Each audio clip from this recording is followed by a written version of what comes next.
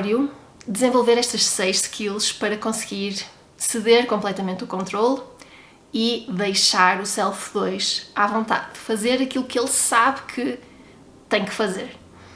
Em primeiro lugar, deixar cair o medo de errar, porque é daqui que vem a crítica do Self 1, esta necessidade de crítica. Olha, voltaste a fazer isto errado, já devias saber como é que isto se faz, já devias saber qual é que é o movimento correto.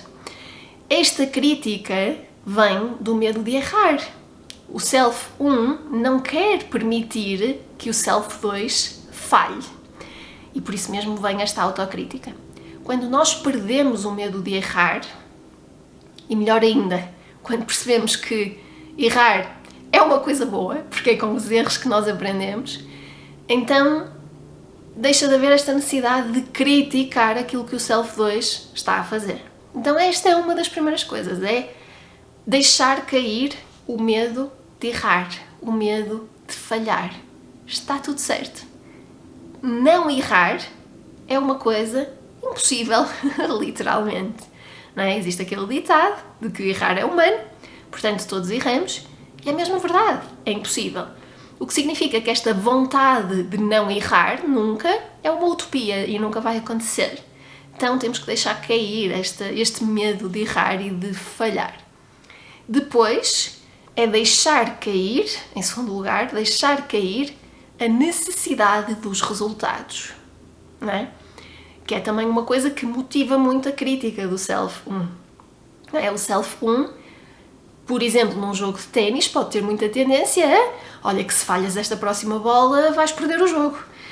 Olha que não podes errar porque o resultado depende disto, não é?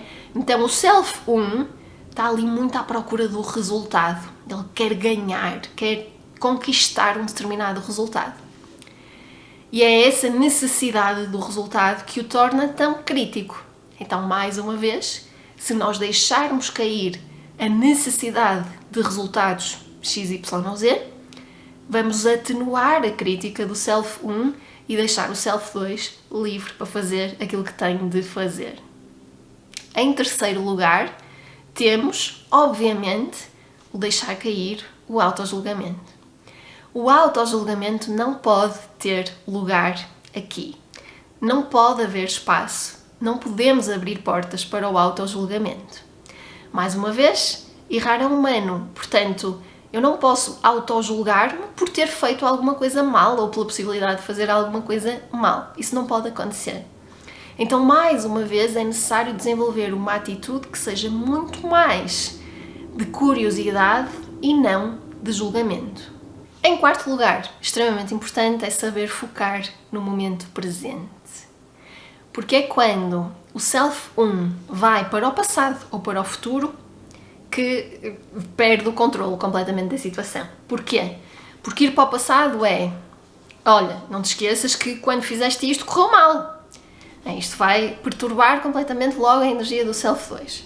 Ou então ir para o futuro e dizer, olha, se não fizeres isto bem, vai acontecer tal, tal e tal. Ou se não conseguires isto, vai acontecer tal, tal e tal. Vais perder o jogo, vais perder a oportunidade de negócio.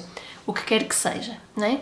Então, quando estamos focados no momento presente, não importa o que aconteceu no passado, não importa o que possa vir no futuro, porque a única coisa que temos, efetivamente, é o momento presente, então não há lugar à crítica, porque no momento presente está sempre tudo bem. Então, esta é a quarta skill, saber focar no momento presente. E, em quinto lugar, temos aquilo que se pode chamar de autoconfiança. No fundo é saber confiar em nós próprios, ou melhor ainda, se for mais fácil, saber confiar no Self 2. Saber confiar que há um lado de nós, que é em grande parte inconsciente, que sabe aquilo que tem que fazer, que sabe qual é que é o caminho certo, sabe qual é que é a estratégia certa, sabe qual é que é o projeto certo, sabe qual é o negócio certo para nós. Então confiar que o Self 2 tem tudo controlado, se eu o deixar atuar livremente. Não? Um bocadinho de autoconfiança, mas mais longe ainda, confiar no nosso Self que sabe as respostas certas e o caminho certo. Depois, em sexto lugar, eu tinha dito 6, afinal não são 6, são 7, Em sexto lugar, temos confiar na abundância do universo. Esta aqui já não tanto retirada do livro, não me lembro que tenha sido abordado em lado nenhum no livro, mas vinda de mim própria, não é? Confiar na abundância do universo. Porquê? Porque isto retira peso e retira um pouco também a tal necessidade de resultados. Porque quando nós confiamos na abundância do universo, sabemos que se o resultado não chegar hoje, chegará amanhã, ou depois de amanhã, ou daqui a uma semana, ou daqui a um ano. Então é muito importante também, na nossa vida, no mundo dos negócios, confiar na abundância do universo e confiar que ele sabe o que faz. E em sétimo lugar, que está em último, mas é se calhar a mais importante e tem a ver com tudo isto, é abrir espaço para a intuição. Então, como eu estava a dizer, o Self 2 vive muito no nosso inconsciente, acaba por ser um ser muito intuitivo. Então nós temos que abrir espaço para que o Self 2 descubra as respostas. Como eu estava a dizer, o Self 2 já sabe todas as respostas, não é? Já sabe o caminho certo. E nós temos que abrir espaço para que o Self 2 descubra essas respostas. É quando nós tentamos que seja o Self 1 de uma forma racional e lógica, dar todas as respostas, retiramos espaço para as respostas do Self 2 e retiramos importância às respostas do Self 2. Então é muito importante abrir aqui este espaço para a intuição, para confiar numa resposta que vem a algures do nosso centro, a algures do mais profundo de nós e que nós não sabemos porque é que vem aquela resposta. Às vezes aquela resposta é a que faz menos sentido de um ponto de vista lógico e racional, mas saber confiar que ainda assim essa é a resposta certa. Então esta é a sétima skill. Então são estas as 7 coisas que temos de aprender a fazer para abrirmos espaço para o Self 2 e deixarmos que o Self 1 deixe de sentir a necessidade de controlo que lhe é natural. E então, há aqui depois então uma parte muito importante que eu tenho que referir também, que é o seguinte. Eu disse há pouquinho que este Self 2, por ser muito inconsciente e muito intuitivo, tem muito a ver com o deixar fluir, não é? E o deixar fluir é uma atitude positiva, é uma atitude que traz sempre coisas boas, não é? Porque lá está, estamos a retirar. Sempre que deixamos fluir, retiramos a necessidade de controle. Então deixar fluir é o caminho certo. Agora, há 2 formas diferentes de deixar fluir. E uma é muito mais correta do que a outra. Então existe o deixar fluir sem conhecimento teórico e existe o deixar fluir com conhecimento teórico, não é? E são 2 coisas muito diferentes. Podemos pensar nisto no mundo do ténis também, voltando aqui a aplicar a este conceito.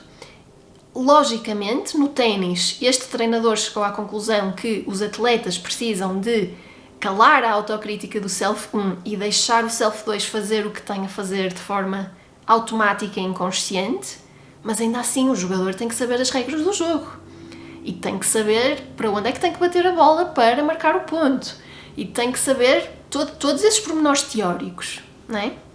Portanto, é necessário conhecimento teórico. Se colocarmos um jogador ou colocarmos alguém que não percebe nada de ténis, que nunca jogou ténis, no meio de um corte e dissermos simplesmente joga, deixa fluir, a coisa não vai correr muito bem, certo? Sem conhecimento, este deixar fluir não vai funcionar muito bem.